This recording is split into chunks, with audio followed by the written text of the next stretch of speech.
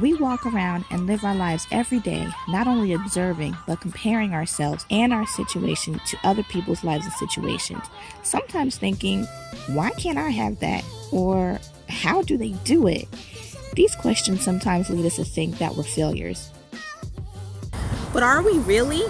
What if success was all about the opportunities that come to us and our ability to actually commit to that opportunity 100%? Let's talk about some ways we can do that.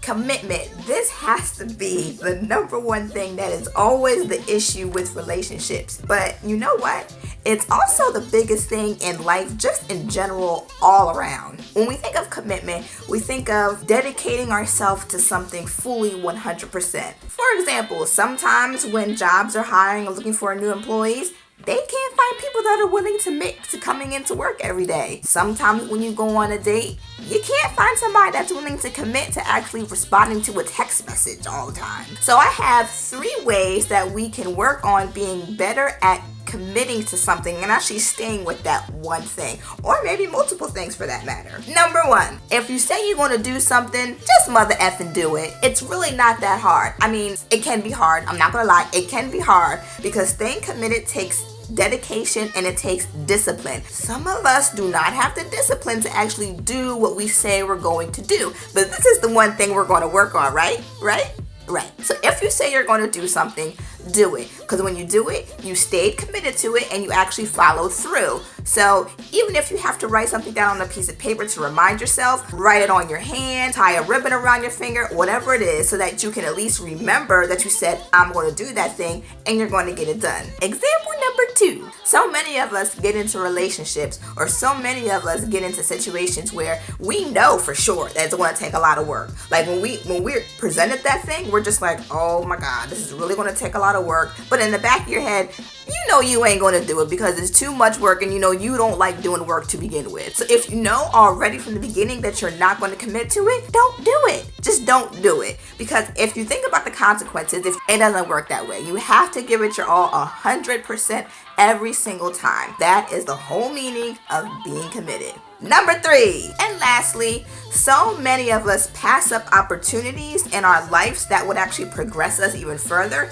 because we fail to stay committed. Being committed to something is actually something a lot of people pay quite close attention to, especially like in business. With business, what I've known just in my journey as of right now, even if I'm looking for somebody to partner with, or maybe I'm interested in reaching out to somebody for some kind of support, I'm looking at how committed they are towards their business. For instance, if I come to somebody because I need help, like right now, I need help trying to find somebody to help me finish my website.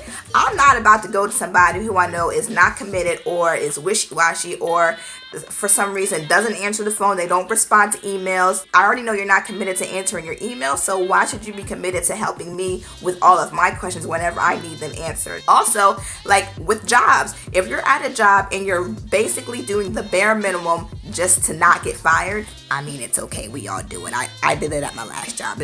Don't worry about it. But if you're doing the bare minimum to just not get fired and you're not being as committed as you should be, i.e. most jobs want you to have overtime whenever they want it. They want you to come in whenever they call you. I mean, if you're at a job where you want to proceed and you want to become in that high seat in the glass oval office in the middle of the building, you're going to have to show a whole bunch of commitment, racking up that overtime, coming in when you don't feel like coming in, doing the jobs that nobody else wants to do. That is commitment.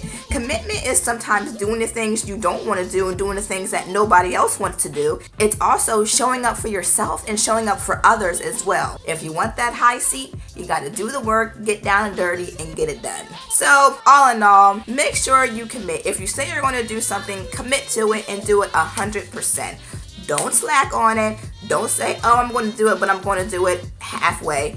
Nobody wants something that's halfway done. I mean, you wouldn't want a hamburger without cheese, would you? I mean, unless you're lactose intolerant. But until next time, stay committed. Do what you need to do to get stuff done. And remember, if you're not showing any commitment towards anything and you're trying to get further in life, how is anybody supposed to trust you? I mean, I wouldn't trust you if I see you're slacking off at everything else in your life. Why am I going to ask you to do anything that's going to benefit me or anything like that? You're missing out on opportunities because you can't show that you can commit.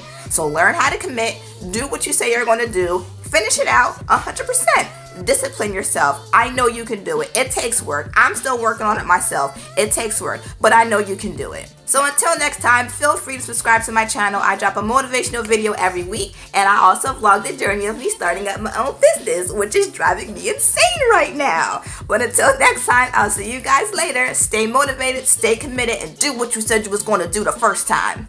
Bye.